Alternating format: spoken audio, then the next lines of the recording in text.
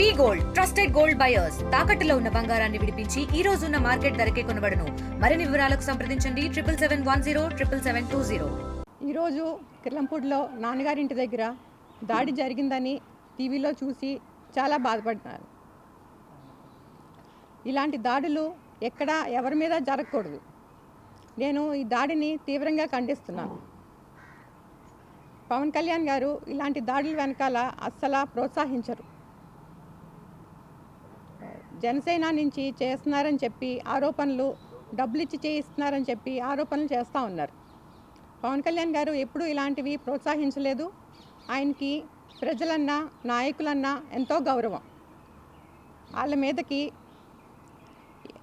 ఏం చేసినా సరే వాళ్ళని బాగా ఖండిస్తూ ఉంటారు.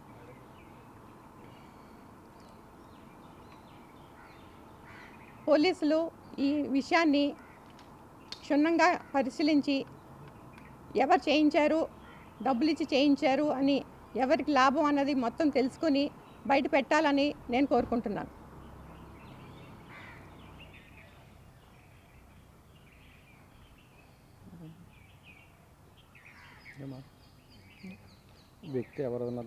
ఈ వ్యక్తి ఎవరన్నది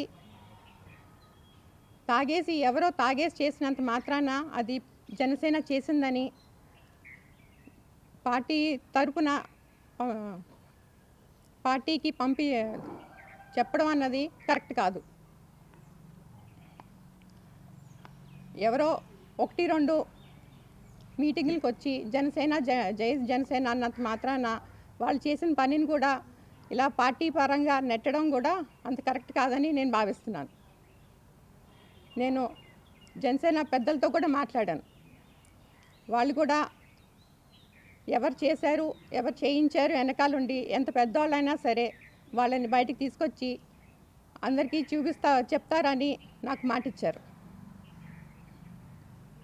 సీని గారు చెప్పినట్టు నేను పార్టీ ఎలక్షన్ ముందు జాయిన్ అవుతానంటే వద్దమ్మా తర్వాత జాయిన్ అవ్వాలి, ఇప్పుడు కాదు అని చెప్పి సర్ది చెప్పిన ఆయన ఇలాంటి దాడులు చేస్తారని మాత్రం నేను ఖచ్చితంగా ఖండిస్తాను.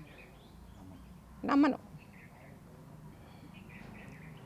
దీన్ని పోలీసులు మొత్తం తెలుసుకొని బయటికి తీసుకురావాలని కోరుకుంటున్నాను. నమస్కారం.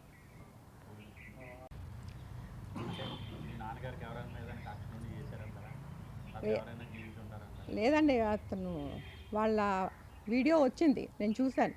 తాగేసి చేసిన వాళ్ళే తప్ప ఎవరు కక్ష ఉండి చేసిన వాళ్ళు కాదని నేను అనుకుంటున్నాను. అల్లరి చిల్లరగా తిరిగే వాళ్ళని అనుకుంటున్నాను.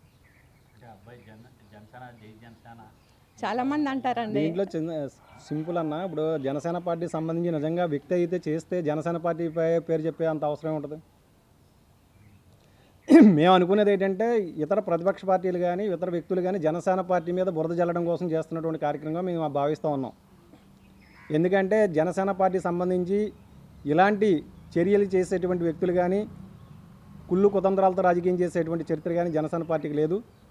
ఇది కేవలం ఈ మధ్యనే మేము ఊహిస్తుంది ఏంటంటే ప్రతిపాడు నియోజకవర్గంలో కొత్తగా వైఎస్ఆర్సీపీ నుంచి ఎవరైతే ఇన్ఛార్జ్ తీసుకున్నారో ఇన్ఛార్జ్గా బయటకు ఎస్టాబ్లిష్ అవ్వడం కోసం ఇలాంటి ఒక రాజకీయ క్రీడ ఆడుతున్నారని చెప్పి మేము భావిస్తూ ఉన్నాం. ఎలాగండి క్వశ్చన్ క్లారిటీ లేదు. ఇన్ఛార్జి ఇచ్చారు కదండి ఈ మధ్యన, వాళ్ళే ఇలా చేయించుకున్నారు ఎస్టాబ్లిష్ అవ్వడానికి, అలా చేసి ఉద్దేశం ఉంటుంది. అవకాశం ఏం చెప్తామండి.